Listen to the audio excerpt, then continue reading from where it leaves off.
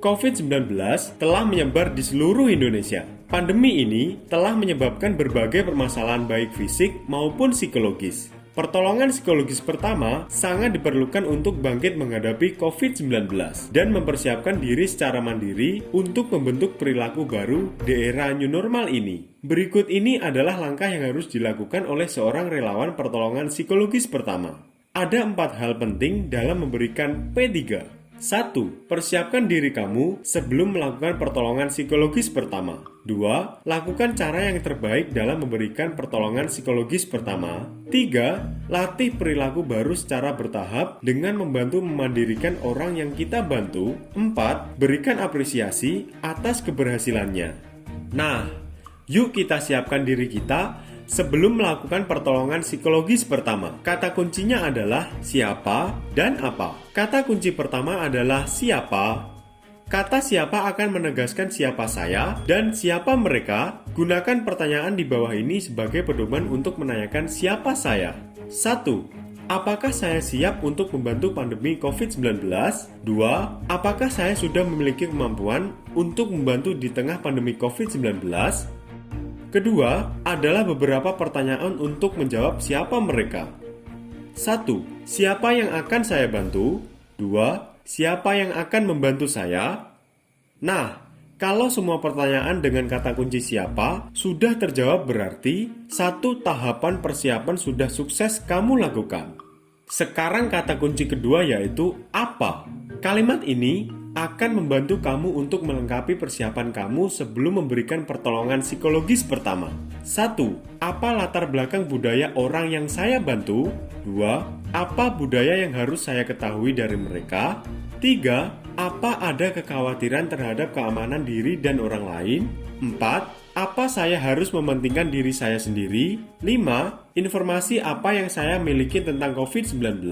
6. Apa saya bekerja dalam tim ataukah sendiri? 7. Apa layanan yang tersedia? 8. Apa yang harus saya lakukan? Nah, bagi kamu sudah tahu semua jawaban 2 kata kunci di atas, berarti kamu siap untuk melakukan pertolongan psikologis pertama ya. Yuk, sekarang kita lakukan pertolongan psikologis pertama. Kalau kamu sudah siap melakukan P3 dengan cara yang terbaik, perhatikan langkah-langkahnya ya. 1. Perkenalkan diri dengan sopan. Nah, ini contoh cara kamu memperkenalkan diri ya. Halo, nama saya Ceni. Saya relawan P3 di sini. Siapa nama Anda? 2. Tanya kesediaannya untuk bicara dan ajak berbicara orang tersebut dengan menyebutkan namanya, caranya. Apakah saya dapat bicara dengan Bapak? 3. Tanyakan keluhan atau kebutuhan utama mereka ya, namun tetap lindungi mereka yang mengalami stres. Pastikan kita tidak memaksa mereka dan justru membuat mereka semakin stres. Pertanyaan yang bisa kamu gunakan adalah, apa yang bisa saya lakukan untuk membuat Anda merasa lebih nyaman? Anda dapat menyampaikan hal-hal yang membuat Anda merasa lebih nyaman. Saya siap membantu. Berikan penawaran kepada orang yang tertekan untuk membuat mereka lebih nyaman, misalnya dengan memberikan air minum. 4. Buat kontrak topik, waktu, dan tempat untuk berdiskusi dengan melibatkan klien dalam pengambilan keputusan ya. Saya paham perasaan Anda. Bagaimana kalau kita berdiskusi untuk mencari penyelesaiannya? Bagaimana kalau kita duduk di teras karena udaranya terasa segar? Jangan lupa, kita tetap menggunakan masker dan tetap jaga jarak untuk menjaga kesehatan kita semua. Kita sepakati selama 15 menit untuk berdiskusi. Jika dirasa kurang, nanti kita akan membuat kesepakatan tambahan lagi ya. 5. Kaji kebutuhan dasar lain yang terdampak oleh COVID-19. Ingat, dengarkan dengan baik saat klien menceritakan kebutuhan dan kekhawatirannya mereka. Selain yang telah Anda sampaikan tadi, apakah ada hal lain yang saat ini saudara rasakan dan kami bisa bantu untuk mengatasinya? Saya akan membantu mendapatkan informasi yang saudara butuhkan. 24 jam ke depan, saya akan segera mencari tahu dan menginformasikan kepada Anda melalui nomor telepon Anda.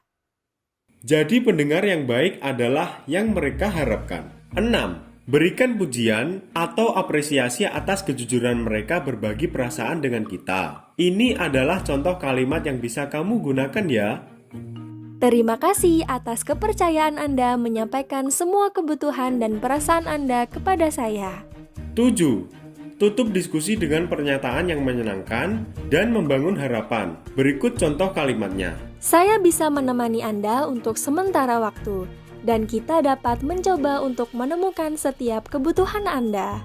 Apakah Anda menginginkan hal tersebut? Jika iya, jangan lupa hubungi saya ya. Terima kasih dan selamat beristirahat. Wah, kita telah berhati dengan baik ya. Jangan lupa, selalu lakukan dengan baik. Nah, karena kita sekarang telah memasuki tahapan new normal, jangan lupa tambahkan latihan perilaku baru secara bertahap ya. Kapan itu bisa dilakukan? Tentunya harus dimulai sesegera mungkin ya, karena perilaku yang akan kita latihkan merupakan perilaku baru yang harus dilakukan di masa pandemi ini ya. Apa saja perilaku baru yang harus kita ajarkan kepada mereka? Tinggal di rumah. Upayakan ada di rumah, kecuali ada kepentingan yang tidak bisa ditinggalkan. Tetap jaga jarak saat kamu keluar rumah, misalnya ke kantor, ke sekolah, atau di tempat umum. Selalu ingat masker digunakan untuk semua orang. Rajin cuci tangan sebelum makan, sesampainya di sekolah, atau saat sampai di kantor. Jangan lupa segera mandi. Jika sudah sampai rumah, baju harus segera dicuci dengan sabun ya, dan semua peralatan harus segera dibersihkan, misalnya sepatu, handphone, dan kacamata. Lakukan etika batuk dan bersin ya. Caranya, gunakan lengan untuk menutup mulut saat bersin dan batuk. Selanjutnya, agar kesehatan fisik, jiwa, dan psikososial kita tetap terjaga, selama masa pandemik ini, kita harus memperhatikan dan melakukan hal-hal berikut ini.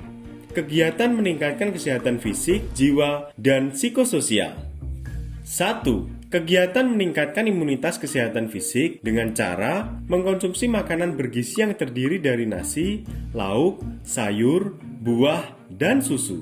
Minum sesuai dengan kebutuhan tubuh atau lebih dari 8 gelas atau setara dengan 1,5 liter per hari.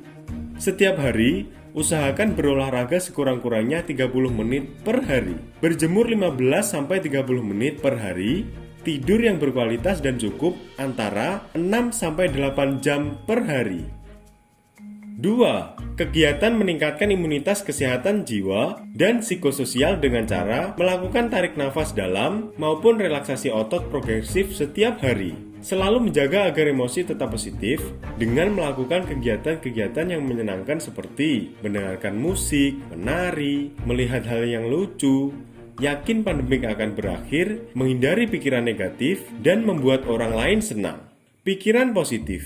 Pikiran positif dapat diupayakan dengan melakukan latihan teknik fokus pada 5 jari, latihan fokus mengingat dan membayangkan saat badan sehat, latihan fokus mengingat dan membayangkan saat orang-orang memperhatikan dan peduli, latihan fokus mengingat dan membayangkan saat mendapatkan pujian, penghargaan, keberhasilan yang dirasakan, latihan fokus mengingat dan membayangkan saat mengunjungi tempat yang indah. Latihan berpikir positif dengan menulis daftar pikiran positif dan mengafirmasi pikiran positif. Latihan penghentian pikiran dengan mengatakan stop pada pikiran negatif dan berhenti memikirkan pikiran negatif. Perilaku positif seperti membantu orang lain dan membuat orang lain senang. Relasi positif seperti memberi pujian, memberi harapan antar sesama, saling mengingatkan dengan cara positif, peningkatan ikatan emosi dalam keluarga dan kelompok, saling tolong-menolong, memberi kabar positif dengan rekan kerja atau teman seprofesi, dan menghindari diskusi hal-hal negatif melalui media daring. Spiritual positif, seperti beribadah di rumah, berjamaah di rumah, mendengarkan khutbah melalui daring, berdoa bagi diri sendiri, mendoakan keluarga, mendoakan masyarakat, mendoakan tenaga kesehatan, dan mendoakan pemerintah. Bagus sekali ya, kita telah belajar dengan baik untuk melakukan pertolongan psikologis pertama. Semoga kita selalu sehat ya. Ingat ya, lakukan semuanya dengan tepat, agar kita tetap sehat dan bisa menolong masyarakat melalui P3. Sampai jumpa lagi.